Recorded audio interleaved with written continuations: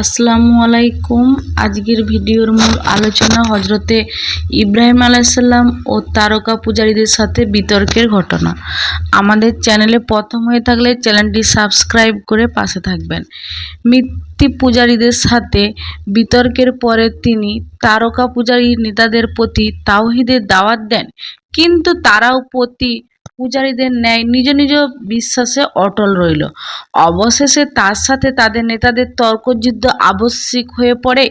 কেউ কেউ বলেছেন ইব্রাহিমের কওমের লোকেরা একই সাথে মূর্তি ও তারকার পূজা করত, সেটা অসম্ভব কিছু নয়। পবিত্র কোরআনে এই তর্কযুদ্ধ একটি অভিনব ও নাটকীয় ভঙ্গিতে প্রকাশ করা হয়েছে, যাতে সহজে আরবীয় পাঠক হৃদয়ে রেখাপাত করে। কেননা হজরতে ইব্রাহিম আলাইসাল্লাম ছিলেন সমগ্র আরবের লোকেদের পিতামহ। তার প্রতি গোটা আরব জাতি সম্মান প্রদর্শন করত, অথচ তাদের পিতামহ যার বিরুদ্ধে জীবনভর লড়াই করলেন, জাহিল আরবরা সেই সব শিরকে নিমজ্জিত হয়ে পড়েছিল। যে কাবাগৃহকে ইব্রাহিম আলাইসাল্লাম নির্মাণ করেন এক আল্লাহর ইবাদতের জন্য, তারা সেখানেই মূর্তি পূজা শুরু করে দিয়েছিল, অথচ মুখে আল্লাহকে স্বীকার করত এবং ইব্রাহিম আলাইসাল্লামের প্রতি গভীর শ্রদ্ধা পোষণ করত।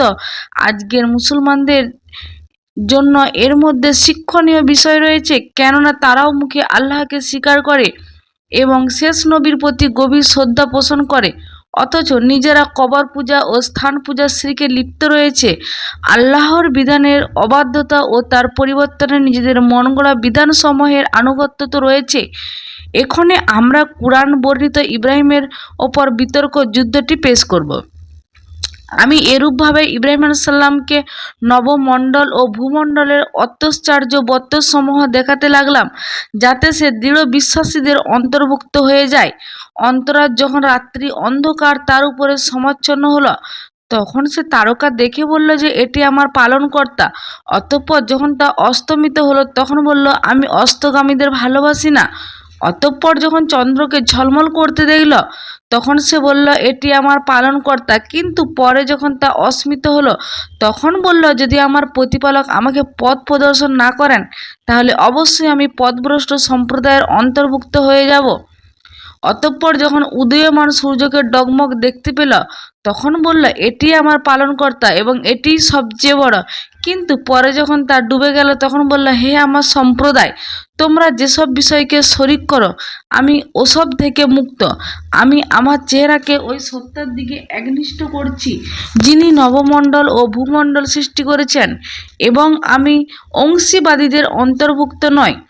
তখন তার সম্প্রদায় তার সাথে বিতর্ক করল। সে বলল, তোমরা কি আমার সাথে আল্লাহ সম্পর্কে বিতর্ক করছো, অথচ তিনি আমাকে সরল পথ দেখিয়েছেন, আর আমি ভয় করি না তাদের, যাদের তোমরা তার সাথে শরিক করো। তবে আমার পালনকর্তা যদি কিছু কষ্ট দিতে চান, আমার প্রভু জ্ঞান সবকিছুই পরিব্যাপ্ত। তোমরা কি উপদেশ গ্রহণ করবে না? কিভাবে আমি ওইসব বস্তুকে ভয় করব, যাদেরকে তোমরা তার সাথে শরিক করেছ? অথচ তোমরা এ বিষয়ে ভয় পাও না যে তোমরা আল্লাহর সাথে এমন সব বস্তুকে শরিক করছো, যাদের সম্পর্কে আল্লাহর প্রতি কোনো প্রমাণ অবতীর্ণ করেননি। এক্ষণে উভয় দলের মধ্যে কে বেশি নিরাপত্তা লাভের অধিকারী?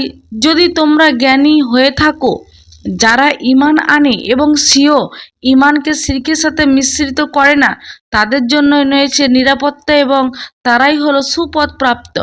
উপরের বর্ণনাভঙ্গিতে মনে হয় যে ইব্রাহিম আলাইসাল্লাম ওই দিনই প্রথম নক্ষত্র, চন্দ্র ও সূর্য দেখলেন এবং এটি আমার পালনকর্তা বলে সাময়িকভাবে মুশরিক হয়েছিলেন, পরে শিরক পরিত্যাগ করে মুসলিম হলেন। অথচ ঘটনা মোটেই তা নয়, কেননা ওই সময় ইব্রাহিম আলাইসাল্লাম অনূন্য 17 বয়সের নবী, আর নবীগণ জন্ম থেকেই নিষ্পাপ ও শিরক মুক্ত থাকেন। আসল কথা হলো এই যে মূর্তি পূজার আসরতা বোঝানো যতটা সহজ ছিল, তারকা পূজার আসরতা বোঝানো ততটা সহজ ছিল না, কেননা ওটা মানুষের ধরা ছোঁয়ার বাইরে। তাই ইব্রাহিম আলাইসাল্লাম এখানে বৈজ্ঞানিক পন্থা বেছে নিলেন এবং জনগণের সহজবোধ্য এমন একটি প্রমাণ উপস্থাপন করলেন, যাতে তাদের লাউ জবাব হওয়া ব্যতীত কোনো উপায় ছিল না। তিনি সৌরজগতের গতি প্রকৃতি যে আল্লাহর হুকুমের অধীন, সে কথা না বলে তাদের অস্তমিত হওয়ার বিষয়টিকে প্রমাণ হিসেবে পেশ করেন, কারণ এটাই ছিল তাদের জন্য সহজবোধ্য। তিনি বললেন, যা ক্ষয়ে যায়, ডুবে যায়, হারিয়ে যায়, নিজেকে টিকিয়ে রাখতে পারে না, ধরে রাখতে পারে না, বরং দৈনিক ওঠে আর ডোবে, সে কখনো মানুষের প্রতিপালক হতে পারে না। বরং সর্বোচ্চ পালনকর্তা কেবল তিনিই হতে পারেন, যিনি এসব কিছু সৃষ্টিকর্তা ও বিধানদাতা, আর তিনিই হলেন আল্লাহ। আমি তার দিকেই ফিরে গেলাম এবং বাপ দাদার আমল থেকে তোমরা যে শিরিক করে আসছো, আমি তা থেকে নিজেকে মুক্ত ঘোষণা করলাম। বলা বাহুল্য, এর অন্তর্নিহিত দাওয়াত ছিল এই যে, হে আমার জাতি, তোমরা আমার মতো আল্লাহর দিকে ফিরে এসো এবং শিরক হতে মুক্ত হও। কিন্তু ইব্রাহিমের এই তর্কযুদ্ধ নিষ্ফল হলো। সম্প্রদায়ের নেতারা নিজ নিজ মতের উপর দৃঢ় রইল, কেউ তার আহ্বানে সাড়া দিল না। আজকের ভিডিওটা এই পর্যন্তই শেষ করলাম। ভিডিওটি ভালো লাগলে পাশে থাকবে।